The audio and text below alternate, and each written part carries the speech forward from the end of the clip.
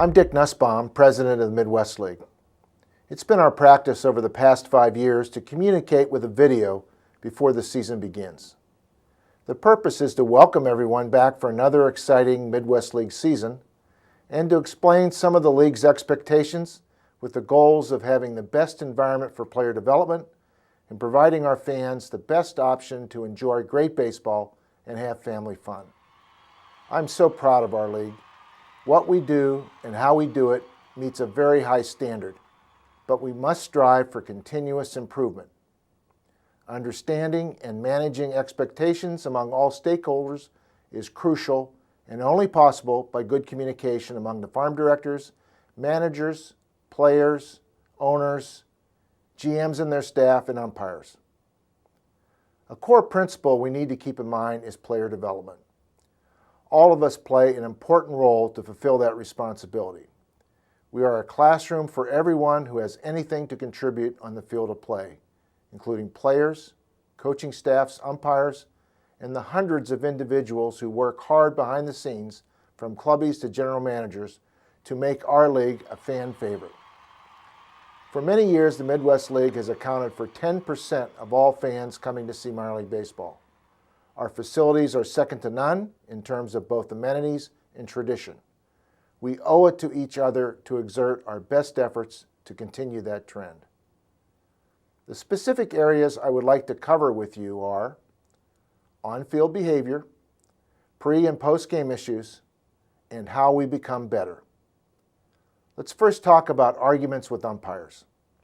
Our great game has many traditions which are important to acknowledge and respect. There are going to be disagreements on calls made by umpires during the course of a game. We understand a manager, coach, or player will in some situations argue a call. Fans, as well as player development executives, expect their teams to compete in this fashion. These arguments can become heated and ejections can and do occur. Each ejection will be reviewed under the following protocols, which we have used successfully for many seasons. First, umpires will file a report with the league office. Then any player, manager, or coach ejected will have the right within 24 hours to file a written report with the league office by email to the email addresses we are flashing right now. Video of any call and the ensuing ejection will be preserved by the home club and immediately forwarded to the league office. As league president, I will review the evidence provided and issue any appropriate fines or suspensions. If teams have video, please send it to us to consider. In addition, all the evidence will be reviewed by the umpire development staff of minor league baseball to determine if the umpiring crew could have done a better job, and umpires will be subject to the same kinds of discipline which a player, manager, or coach might be. Contact with an umpire will not be tolerated. Therefore, all participants in an argument should take appropriate steps to be far enough away from each other to avoid any contact. Finger pointing, which connects with any part of someone's body, or the bill of a cap hitting someone, is contact, which could be grounds for suspension. Bottom line, arguments should be done from a prudent and safe distance. In arguing, make your point, but do not use inappropriate language and do not delay the game. Get any video you may have to the league office and we will review it with minor league umpire development staff who use such opportunities as teaching moments to hold our umpires accountable. Sometimes arguments get out of hand because managers have insisted an umpire ask for help in a call. An umpire is under no obligation to ask for help when the umpire believes it is not needed. In working with our umpires, we ask they be more open to asking for help, because in the long run, it is in the best interest of the game to be sure the right call is made.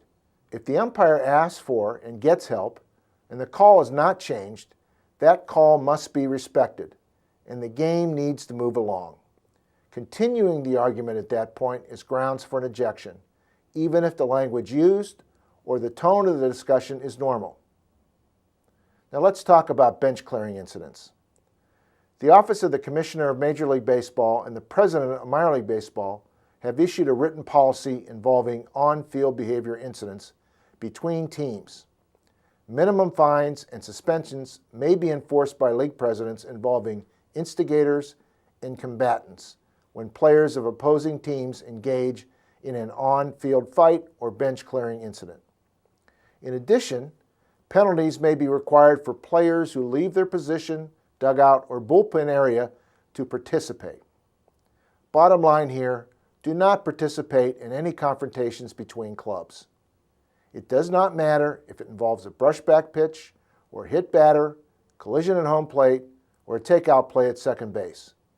If a bench clearing occurs, there can be severe consequences, even if no one is hurt.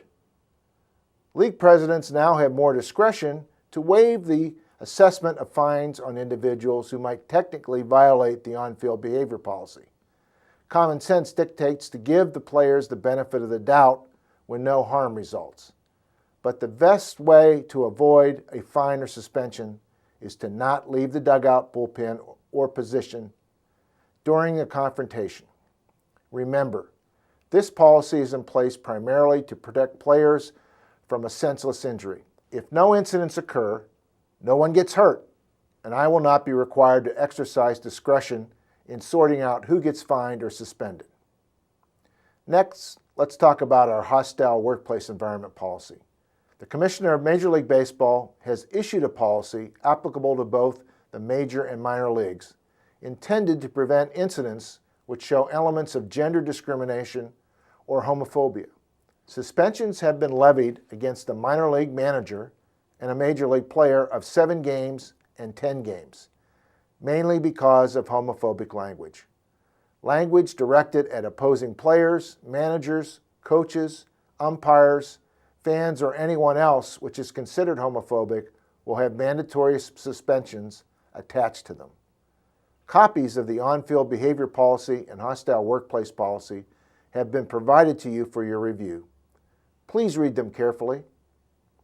Now let's talk about clubbies.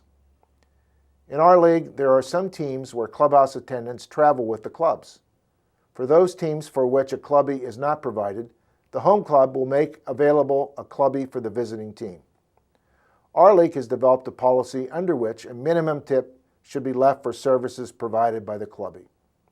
If there is a problem with any services, please bring it to the attention of the home team's general manager, who will address the issue, and if necessary, seek to have the league office intervene to correct the situation. But do not fail to leave the minimum tip. Most clubs are now paying closer attention to nutrition and cater meals. Please communicate with the home general manager and clubbie who have relationships with caterers in that community who can assist you in getting the best quality food at the best price by leveraging those relationships. Now on to official scores. Each club in our league has an official score for each game. Each team will be provided an official scoring sheet at the conclusion of each game. The league has developed a policy if anyone wishes to question a scoring decision, it should only be done by the manager by submitting the appeal to the home team's general manager or his or her designee. The appeal will be presented to the official scorer, who will make a determination if the scoring decision should be modified. If there's no modification of the decision, the manager may send a written appeal to the league office so long as it is done within 24 hours of the decision. Confrontations with an official scorer and team personnel will not be tolerated. The league office will give great deference to official scorers who are present at the game and can observe firsthand the play involved, and most times access to replays. The basis for overturning a call of an official scorer is there is no reasonable basis for making the scoring decision under review. No decision will be overturned which could have gone either way, even if I might have ruled differently. This year, Major League Baseball has provided some very good materials to our clubs to help our official scorers in making decisions. It is the same materials used to educate Major League Baseball official scorers. Next, communication. It is extremely important for the visiting manager to speak at the beginning of each series with the home general manager, so not only the ground rules will be known, but some of the issues which we just mentioned can be discussed. In that way, any questions or concerns can be addressed by the people who are best equipped to do so. Rain delay procedures may differ slightly from club to club. However, once the game starts, it is in the control of the umpires. Therefore, it's very important for managers, general managers, umpires, and grounds crew to communicate well during rain delays so that player safety can be preserved. Next, let's talk about surveys. At the conclusion of each series, the home club will provide the visiting manager with a form to evaluate the condition of the field so any repairs or corrections can be made sooner rather than later. Managers should take that opportunity to raise any other concerns he may have. Our GMs are anxious to make the experience of visiting clubs in their parks the best they can be. At the end of the year, managers will be asked to provide an end-of-the-season evaluation. Our grounds crew pay close attention to these surveys. Therefore, please help us help you providing the best playing surfaces possible. Like last year, the two supervisors of our umpires from minor league umpire development will tour our league and may reach out to the managers, home and visiting, to discuss with them the performance of our umpires and address any questions the managers may have about any policies and procedures of our umpire development program. In conclusion, the purpose of this video is to introduce myself to you in preparation for another exciting season in the Midwest League. It is my hope to meet with each of you as you cycle through South Bend or when I visit the parks around the league this year. In the meantime, please feel free to contact me either by email or by phone. Thank you, and let's have a great season.